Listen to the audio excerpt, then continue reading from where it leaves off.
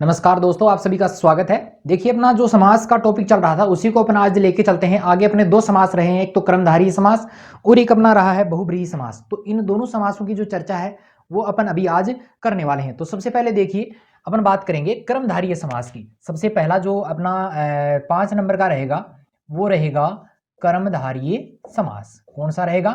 कर्मधारय समास। देखिए, सीधी सी बात है, मैंने यहाँ पे इसके बारे में भी बताया भी था आपको कि इसमें भी जो है आपका दूसरा पद ही प्रधान रहेगा, क्योंकि सबसे इंपॉर्टेंट क्वेश्चन जो है इसमें बनता है वो यही बनता है कि कर्मधारय समास का कौन सा पद प्रधान होता है। आपको ये सारी की बातें तो जो है पता होंगी, कौन सी कि इसमें जो है विशेषण विशेष्य, विशेषण विशेष्य, विशेषण और विशेष्य, और अगर मैं बात करूं उपमेय उपमान, उपमेय उपमान, तो इनका जो संबंध है, उपमेय उपमान का जो संबंध है वो तो इस समास में पाया जाता है। लेकिन आपको पता होगा कि बहुत सारी चीजें जो है इसमें नहीं बताई जाती। वो कौन सी है कि इसका एक तो कौन सा पद प्रधान है। पद प्रधान की अगर बात की जाए कि पद कौन सा प्रधान है, तो इसका जो पद रहेगा, जो तत्पुरुष समास का जो पद प्रधान है, वही पद प्रधान किसका रहने वाला है? वही पद प्रधान रहेगा कर्मधारय समास का। कौन सा रहेगा? यहाँ पर जो है उत्तर पद जो है इसका प्रधान रहेगा। उत्तर पद, या अपन इसको कह सकते हैं दूसरा पद, इसका रहता है प्रधान। ठीक है, समझ में आई होगी। ये एक इसमें मोस्ट इंपॉर्टेंट क्वेश्चन बनता है। बाकी हम बात करें विशेषण, आपने देखा होगा जब किसी की विशेषता बताई जाए, जहां पर भी किसी की विशेषता बताई जाए उसे विशेषण कहते हैं। और जिसकी विशेषता बताई जाती है, जिसकी विशेषता बताई है, देखिए मैं चारों शब्दों को यहाँ पे थोड़ा सा डिफाइन कर देता हूं। ठीक है, सबसे पहली बात कि विशेषण क्या होता है। विशेषण यानी किसी की विशेषता बताना, किसी की विशेषता बताना। आगे मैं बात करूं विशेष्य की। विशेष्य का अर्थ होता है जिसकी विशेषता बताई जाए, जिसकी विशेषता बताई जाए, जिसकी विशेषता बताई जाए। अब जिसकी विशेषता बताई जाए का मतलब क्या होगा? संज्ञा सर्वनाम शब्द होंगे। जिसकी विशेषता बताने का मतलब संज्ञा सर्वनाम शब्द ही क्या कहलाते हैं? विशेष्य कहलाते हैं। तो विशेषण का समझ में आया होगा, किसी भी शब्द की विशेषता बताए। जैसे यहाँ पर मैं उदाहरण अगर देता हूं, जैसे नील कमल, नील कमल, तो यहाँ पर जो कमल शब्द है, कमल संज्ञा है, और इसकी ये जो नीला शब्द है वो क्या बता रहा है? विशेषता बता रहा है। कमल जो शब्द है उसकी नील जो शब्द है वो क्या बता रहा है? विशेषता बता रहा है। तो ये तो हो गया विशेषण, ये तो क्या हो गया? विशेषण। और जो कमल शब्द है वो हो गया विशेष्य। ठीक है, समझ में आया होगा। चलिए एक मैं बात करता हूं उपमेय और उपमान की। तो उपमेय देखिए, उपमेय का अर्थ होता है, उपमेय का अर्थ देखिए आप तुच्छ वस्तु से ले सकते हैं जिसकी तुलना की जाए, जिसकी तुलना की जाए, जिसकी तुलना की जाए उसे क्या कहते हैं? उपमेय कहते हैं। और दूसरा है अपने उपमान। उपमान का अर्थ होता है जिससे तुलना की जाए, जिससे तुलना की जाए। दोनों में देखो कोई भारी अंतर नहीं है। उपमेय जिसकी तुलना की जाए, जैसे मैं यहाँ पे उदाहरण की अगर बात करूं तो यहाँ पर देखिए मुखचंद्र, मुखचंद्र, मुखचंद्र। अब देखो मुख जो है उसको किसके समान बताया है? चंद्रमा के समान। तो यहां पर सबसे पहली बात कि जिसकी तुलना की जाए, किसकी तुलना की जा रही है? मुख की तुलना की जा रही है। यानी एक वस्तु जो होगी वो श्रेष्ठ होगी और दूसरी वस्तु जो होगी वो तुच्छ होगी। एक श्रेष्ठ होगी, दूसरी तुच्छ, का मतलब सामान्य अपन मान सकते हैं। दूसरी जो रहेगी वो सामान्य रहेगी। ठीक है, तो यहां पर मुख जो है वो सामान्य है। अब चांद, चांद की अगर बात करूं, मुख चंद्र है भैया, तो चांद की अगर मैं बात करूं तो चांद से तो कोई भी कह सकता है कि भाई मेरा मुख भी चांद के जैसा है, आपका चेहरा भी किसका जैसा है? चांद के जैसा है। तो इसकी तो कोई भी उदाहरण दे सकता है। दे सकता है कि नहीं दे सकता? बिल्कुल। यहां पर जो मुख है वो तो रहेगा उपमेय, यानी जिसकी तुलना की जाए। और जिससे तुलना की जाए, इस मुख की तुलना किससे की जा रही है? चंद्र से, यानी चंद्रमा से की जा रही है। तो मुख के, सॉरी, चंद्रमा के समान मुख, चंद्रमा के समान मुख। तो यहां पर चंद्र तो हो गया उपमान और मुख हो गया उपमेय। तो इस प्रकार के जो उदाहरण होते हैं वो सारे के सारे किसके माने जाएंगे? कर्मधारय समास के। ठीक है, आगे देखिए मैं और भी उदाहरणों से अगर बात करूं तो यहां पर लिख देता हूं, जैसे महात्मा, महात्मा, महात्मा का क्या होगा? महान है जो, महान है जो आत्मा, महान है जो आत्मा को क्या कहते हैं? महात्मा कहते हैं। अब आत्मा की विशेषता ये होगी कि वो कैसी है? आत्मा की विशेषता ये होगी कि वो कैसी है? महान है। ठीक है, समझ में आया होगा। चलिए मैं इसको मिटा देता हूं, उसके बाद में अपन अगला देखते हैं। देखिए दोस्तों, आगे अगर बात की जाए कर्मधारय समास में अन्य जो उदाहरण हैं उनकी हम बात करें, जैसे नील लोहित। लोहित लोहे से लोहित लोहे को कहते हैं, ठीक है। नील, नील यहां पर होगा नीला है जो लोहित, ठीक है। लोहा भी कर सकते हो, लोहित भी कर सकते हो। तो यहां पर इसकी ये विशेषता है कि वो कैसा है, नीला है, ठीक है। विशेषण विशेष्य का संबंध है।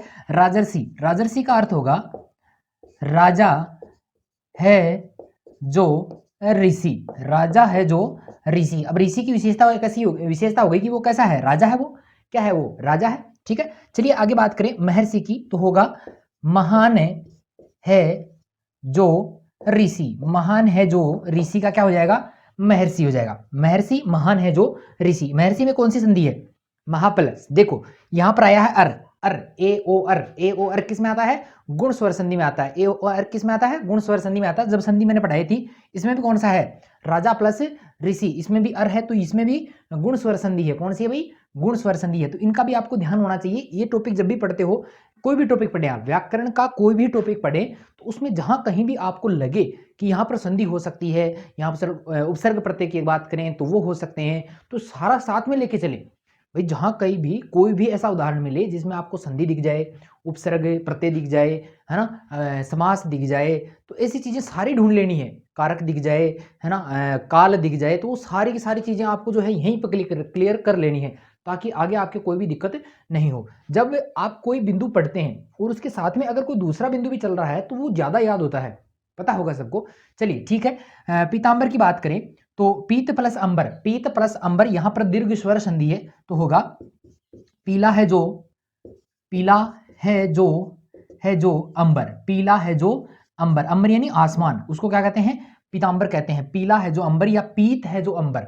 देखिए जहां यहां पर एक इंपॉर्टेंट बात आपको बताना चाहूंगा, वो ये है कि जब भी आप इनके उदाहरण है, जब भी आप संधि समास विग्रह करें, तो विग्रह करते समय उसी शब्द को काम में लें जो आपके जो सामासिक पद है उसमें जो दिया गया है उसी को काम में लें। जैसे मैंने यहाँ पे पीला लिखा, उससे इससे बेटर क्या रहता, अगर मैं यहाँ पे लिखता पीत लिखता, क्या लिखता, पीत लिखता, तो वो सबसे ज्यादा अच्छा होता। अब यहाँ पर अंबर की जगह आसमान भी लिख सकते थे, लेकिन नहीं, आपका सही ये और ये दोनों अगर दिए हुए हैं तो इसमें ये सही माना जाएगा, पीत सही माना जाएगा, ठीक है। तो ये चीज आपको ध्यान में रखनी है। आगे बात करें, देखिए यहाँ पे अगला अपना जो रहेगा वो रहेगा कवि पुंगव। तो यहाँ पर होगा कवि है जो, कवि है जो पुंगव, कवि है जो पुंगव। तो यहां पर देखिए कवियों में पुंगव भी हो सकता है, कवियों में पुंगव, तो तब आप चले जाएंगे अधिकरण तत्पुरुष में। कवियों में पुंगव, सॉरी कवियों में अगर पुंगव लिखते हैं, कवियों में पुंगव, तब भी आप कहां पे रहेंगे, तब भी आप कर्मधारय में रहेंगे। और यहां पर अगर ऐसा आता है कवि है जो पुंगव, कवि है जो पुंगव, यानी ऐसा कवि जो पुंगव है, जो श्रेष्ठ है, ठीक है, तब भी आपको कौन सा आएगा, कर्मधारय समास आएगा। कवियों में पुंगव कर दो, चाहे कवि है जो पुंगव कर दो, दोनों में क्या आएगा, कर्मधारय समास आएगा। आगे बात करें पुरुषोत्तम की, तो पुरुष धन उत्तम, पुरुष धन उत्तम, तो ए देखिए यहां पे आ रहा है ओ, तो ए ओ, ओ ए ओ किस में आता है भाई, वृद्धि में आता है अपने, तो वहां पर क्या होगी, वृद्धि संधि होगी। तो यहां पर पुरुष प्लस पुरुष, सॉरी पुरुष है जो, पुरुषों में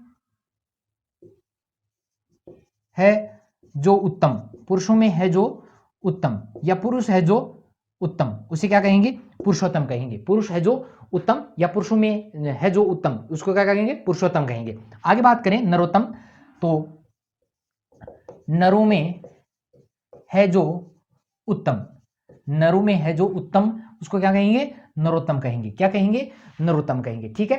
चलिए आगे बात करें मुनि श्रेष्ठ, तो मुनियों में श्रेष्ठ, मुनियों में श्रेष्ठ, ठीक है। मैं भी लिख सकते हो, नरों में उत्तम भी लिख सकते हो, मुनियों में श्रेष्ठ भी लिख सकते हो। कमल नयन, कमल के समान है, कमल के समान है, नयन, कमल के समान है, नयन का क्या हो जाएगा, कमल नयन हो जाएगा। कमल के समान नयन का क्या हो जाएगा, कमल नयन हो जाएगा। आगे है चंद्र वदन, वदन यानी होता है मुख, वदन यानी क्या होता है, मुख होता है। चंद्र रूपी वदन, चंद्र रूपी वदन, तो वह न, ठीक है। चलिए आगे बात करें पाषाण हृदय, तो पाषाण है जो हृदय, पाषाण है जो हृदय, या पाषाण के समान हृदय, पत्थर के समान हृदय, ठीक है। आगे बात करें क्रोधाग्नि, तो यहां पर हो जाएगा क्रोध रूपी अग्नि, क्रोध रूपी, क्रोध रूपी अग्नि, क्रोध रूपी अग्नि का क्या हो जाएगा, क्रोधाग्नि हो जाएगा, क्रोध रूपी अग्नि, यानी अग्नि के समान क्रोध या गुस्सा। आगे बात करें विद्याधन की, तो यहां पर हो जाएगा विद्या रूपी धन, विद्या रूपी धन। तो इनमें अगर अलंकार भी है, देखो क्रोधाग्नि है, विद्याधन है, इसमें जो है अलंकारों की बात करें तो यहाँ पर रूपक अलंकार का प्रयोग हुआ है, क्योंकि रूपी शब्द का जो प्रयोग है वो कौन से में होता है, रूपक अलंकार में होता है। तो वहां अलंकारों की बात आगे करेंगे, ठीक है।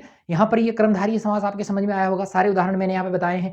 सबसे इंपॉर्टेंट चीज इनमें जो रहेगी वो ये रहेगी कि कर्मधारय समास जो होता है उसमें एक तो कौन सा पद प्रधान होता है, दूसरी बात इसमें जो है विशेषण विशेष से और उपमेय उपमान का जो संबंध है वो पाया जाता है। पद की प्रधानता की बात करें तो उसमें उत्तर पद प्रधान रहता है, दूसरा पद प्रधान रहता है। और भी जो है ये उदाहरण आपने देख लिए होंगे, इनका लिखने का जो तरीका है वो भी आपने देख लिया होगा, ठीक है। देखिए अगर पीताम्बर जैसे शब्द है तो पीताम्बर जो है देवताओं का पर्यायवाची माना जाता है, ठीक है। तो वहां पर ये जो है बहुबरी का भी उदाहरण हो सकता है। लेकिन अगर आप लिखते हैं कि पीला है जो अंबर, ये अगर इसका विच्छेद विग्रह करते हैं तब आपको कौन सा समास करना है, कर्मधारय समास। और बहुब्रीहि समास में जो इसका होगा वो मैं आगे भी आपको बता ही दूंगा, ठीक है। समझ में आ गई इतनी बात। चलिए अभी जो है इसको मैं मिटा देता हूं और आगे वाले को अपन देखते हैं, ठीक है। देखिए आगे अपना अगला जो रहने वाला है नंबर 6 पे जो अपन पढ़ने वाले हैं वो पढ़ने वाले हैं बहुब्रीहि समास। बहुव्रीहि होता है, ब्रीहि नहीं होता है, बहुव्रीहि समास। ये इसका शुद्ध रूप भी देख लें आप, क्योंकि बहुत बार जो है इसको शुद्ध अशुद्ध में भी पूछा जाता है। बहु में कई बार बहु की मात्रा बड़ी लगाते हैं और व्रीहि की जगह ब्रीहि लिख देते हैं, मात्राएं आगे पीछे कर देते हैं। तो ये शुद्ध अशुद्ध में भी बहुत बार पूछा गया है, तो इसका भी आप थोड़ा को ध्यान रखना है। चलिए देखिए बहुव्रीहि समास में होता क्या है। आपको पता होगा कि समास में दो पद होते हैं, दो से ज्यादा भी होते हैं कईयों में, जैसे तन मन धन है तो वो दो से ज्यादा है वहां पे। अगर यहाँ पर बात की जाए तो दोनों पद प्रधान न होकर यहाँ पर पदों की प्रधानता की बात की जाए तो यहाँ पर पद जो प्रधान रहने वाला है वो कौन सा रहने वाला है, अन्य पद प्रधान रहेगा। अन्य पद प्रधान रहेगा, ना तो उत्तर पद प्रधान रहेगा और ना जो है पूर्व पद प्रधान रहेगा, दोनों ही इसमें प्रधान नहीं रहेंगे। प्रधान अगर बात की जाए तो अन्य पद होगा। कैसे होगा देखिए अभी बात करते हैं। जैसे मैंने लिखा, जैसे लिखते हैं अपने दशानन, तो दशानन देखिए इसका विग्रह करेंगे, 10 हैं आनन जिसके, 10 हैं आनन जिसके, उसको क्या कहते हैं, दशानन कहते हैं। जिसके ऐसा वह है, तो जिसके कौन है भाई, तो यहां पर इसका जो अन्य अर्थ निकल रहा है, अगर आप ये लिखते हो तो यहां पर डिस्टर्बेंस नहीं हुआ होगा। चलिए लाइट थोड़ी सी जो है कम हो गई है, फिर भी जो है क्लास अपन कंप्लीट कर लेते हैं, काफी पर्याप्त होगी लाइट मेरे ख्याल से। देखिए यहां पर 10 हैं आनन जिसके, यहां पर 10 है आनन जिसके, यहां पर ये जो आया है वो किसके लिए आया है, रावण के लिए आया है। किसके लिए आया है, रावण के लिए आया है। तो यहां पर ना देखो ये दोनों ही पद इसमें प्रधान नहीं है, ना तो 10 प्रधान है और ना आनन यानी जो मुख है वो प्रधान है, दोनों ही चीजें यहाँ पे प्रधान नहीं है। यहाँ पर प्रधान कौन सा शब्द है, ये रावण शब्द है। तो रावण शब्द प्रधान होने की वजह से इसका जो अन्य पद है वो प्रधान है, ये पद भी प्रधान नहीं है, ये भी नहीं है, दोनों ही नहीं है, कोई तीसरा पद प्रधान हो रहा है। इसका मतलब यहाँ पर क्या हो गया, इसका मतलब क्या हो गया कि यहाँ पर कौन सा पद प्रधान है, अन्य पद प्रधान है। तो ये चीज आपको ध्यान में रखनी है। एक चीज और है, देखिए लाइट आ गई है ना। चलिए जो है दूसरे अगर बात की जाए तो दूसरा जो रहेगा अपना यहाँ पर देखिए अपन बात कर रहे थे प्रधानता की, तो यहाँ पर 10 हैं आनंद जिसके, तो यहाँ पर हो गया रावण, ठीक है। इतनी बात आपकी समझ में आई होगी। इंपॉर्टेंट चीज इसमें क्या है कि इसमें किस प्रकार के उदाहरण आते हैं, तो यहाँ पर देवी देवताओं के जो पर्यायवाची हैं, देवी देवताओं के जो पर्यायवाची शब्द हैं, देवताओं के जो पर्यायवाची शब्द हैं वो यहाँ पर काम में आएंगे, ठीक है। जो उदाहरण है वो देवी देवताओं के जो पर्यायवाची शब्द हैं, जैसे ये रावण का पर्यायवाची शब्द है, ये किसका पर्यायवाची है। अभी मैंने बात की थी पीताम्बर की, किसकी बात की थी, पीताम्बर की अगर बात कर रहे थे तो यहां पर मैंने जो उसका बताया था कि पीला है अंबर, जो पीला है जो अंबर, तो वहां पर क्या होगा, वहां पर तो हो जाता है कर्मधारय समास। लेकिन यहां पर अगर ऐसा आ जाए कि पीले हैं वस्त्र जिसके, वस्त्र जिसके, अब यहां पर देखो आनन का अर्थ क्या होता है, सॉरी अंबर का अर्थ क्या होता है, वस्त्र होता है, पीत यानी होते हैं पीले, तो यहाँ पर पीले वस्त्र कौन पहनता है? पीले वस्त्र पहनता है कृष्ण। यहाँ पर जो पीताम्बर जो शब्द था वो किसके लिए आया है? कृष्ण के लिए आया है। तो पीले हैं वस्त्र जिसके, उसको क्या कहते हैं? कृष्ण कहते हैं। अगर मैं बात करूं वीणा पाणी की, जैसे वीणा पाणी, तो वीणा पाणी, पाणी यानी होता है हाथ, पाणी यानी क्या होता है? हाथ होता है। और वीणा, देखिए यहां पर होगा वीणा है, वीणा है पानी में जिसके, में जिसके, तो पानी यानी क्या होता है? पानी यानी होता है हाथ। पानी किसे कहते हैं? देखो एक तो पानी होता है और एक पानी होता है, तो पानी यानी तो जल होता है और पानी यानी क्या होता है? हाथ होता है। तो वीणा है पानी में जिसके, कौन है भाई? तो यहां पर आ जाएगी सरस्वती। कौन आ जाएगी? सरस्वती आ जाएगी। अगर मैं आगे बात करूं मूषक वाहन, देखिए ये सारे के सारे जो हैं वो पर्यायवाची हैं, सारे के सारे। ये सरस्वती का पर्यायवाची रहा, ये कृष्ण का पर्यायवाची रहा, ये रावण का पर्यायवाची रहा, ये जो है वो रहने वाला है किसका? अपने गणेश जी जो महाराज हैं उनका रहने वाला है। तो मूषक वाहन, तो यहां पर होगा मूषक है, मूषक है वाहन जिसका, मूषक है वाहन जिसका, उसको क्या कहते हैं? क्या कहते हैं भाई? गणेश जी को कहते हैं मूषक वाहन। मूषक है वाहन जिसका, किसका वाहन है? मूषक है। चूहा किसका वाहन है? चूहा है अपने गणेश जी का। तो ठीक है, यहाँ पे आ जाएगा गणेश जी, यहाँ पे सरस्वती, सॉरी ती की मात्रा छोटी लगा दी, ठीक है। यहाँ पे ये हो जाएगा, यहाँ पर कृष्ण हो गया, यहाँ पर रावण हो गया, ठीक है। ऐसे बहुत सारे उदाहरण आपको इंद्र भगवान के मिल जाएंगे, ब्रह्मा के मिल जाएंगे। जैसे त्रिनेत्र की मैं यहाँ पर बात कर लेता हूँ। देखो त्रिनेत्र, अब यहाँ पर त्रिनेत्र, तो यहाँ पर देखिए त्रि यानी तीन, और तो ये तो सीधा द्विगु समास में चला गया। किस में चला गया भाई? द्विगु समास में। तो यहाँ पर द्विगु समास नहीं है। कब होगा? अगर मैं ऐसा लिखता हूं कि तीन है नेत्र जिसके, तीन है नेत्र जिसके, तो यहां पर शिव आएगा। अगर मैं लिखता हूं तीन है नेत्र जिसके, तीन है नेत्र जिसके, तो यहां पर क्या आएगा? यहां पर आ जाएगा शिव। यहां पर क्या आएगा? शिव, शिव आ जाएगा, ठीक है। अगर मैं ये लिखता हूं तीन नेत्रों का समूह है, तीन नेत्रों का समूह है, या समाहार परीक्षा में अगर ऐसा आ जाए त्रिनेत्र बराबर तीन नेत्रों का समूह है, तो इसमें निम्न में कौन सा समास है? तो वहां पर आपको जो है बहुव्रीहि समास करके नहीं आना है, वहां पर आपको करना है द्विगु समास। वहां पे कौन सा करना है आपको? द्विगु समास करना है, वहां पर बहुव्रीहि समास नहीं करना है, ठीक है। सारी बातें समझ में आई होंगी। फिर भी आपके कोई समस्या हो तो आप मुझे कमेंट जरूर करें, और वीडियो को पूरा देखें भाई, आधा नहीं देखें, पूरा देखें। अगर आपका इंटरेस्ट है तब भी देखें, नहीं है तब भी देखें, ताकि अपना जो है मोनेटाइज हो सके, अपना चैनल जो है वो मोनेटाइज हो सके। तो इसके लिए आपको जो है इस वीडियो को देखते रहना है। देखिए यहां पर मैं बात करने वाला हूं, अभी जो हम बात करेंगे वो करेंगे नए तत्पुरुष की। किसके करेंगे? नए तत्पुरुष। तो नए तत्पुरुष में होता क्या है? देखो यहां पर सीधी सी बात आपको ध्यान में रखनी है कि नहीं का अर्थ जहां पर भी आए, नहीं का अर्थ देने वाले जो शब्द हैं वो सारे के सारे किस में होंगे? नए तत्पुरुष में होंगे। तो चलिए मैं इसके उदाहरण लिखवा देता हूं। जैसे यहां पर मैं लिखता हूं अपवित्र, अपवित्र। अपवित्र का मतलब होता है न पवित्र। अपवित्र का विग्रह अगर आपसे पूछा जाए तो होगा न पवित्र, यानी जो पवित्र नहीं है उसको क्या कहते हैं? अपवित्र कहते हैं। आगे बात करें जैसे असंभव, असंभव की अगर बात करें तो न संभव, इसका विग्रह क्या होगा? न संभव। देखो ये न सब में आएगा, ये न जो है वो सब में आने वाला है, और यहाँ पर इसमें सब में क्या आएगा? आएगा, और उधर आपको क्या लगा देना है? न लगा देना है। जैसे मैं बात करूं अकाज, यहां पर अगर बात की जाए अकाज, तो क्या होगा? न काज, न काज। अगर मैं बात करूं अकारण, तो यहां पर क्या होगा? न कारण, न कारण। तो ये नई तत्पुरुष कोई बड़ी भारी नहीं है भाई। जहां पर भी नहीं का अर्थ आए, ए वाले जितने भी उदाहरण आए उन सब में न लगा के आपको क्या कर देना है? इसका विग्रह कर देना है, ठीक है। समझ में आया होगा। समास का ये जो बिंदु था वो यहीं पर ही समाप्त होता है। आपका भी कोई सवाल हो तो आप मुझे कमेंट बॉक्स में जरूर करें, ठीक है। और अभी तक अगर आप मेरे यूट्यूब चैनल पर नए हैं तब भी आपको क्या करना है? सब्सक्राइब करना है, वीडियो को देखते जाना है। सब्सक्राइब नहीं भी कर रहे हो तो वीडियो को जरूर देखें, ताकि अपना वो चाहो हुआ जो है वो पूरा हो सके, उस टाइम जो है वो अपना कंप्लीट हो सके, ठीक है। तो आज के लिए इतना ही, मिलते हैं फिर एक नई वीडियो के साथ में। तब तक के लिए जय हिंद, जय भारत।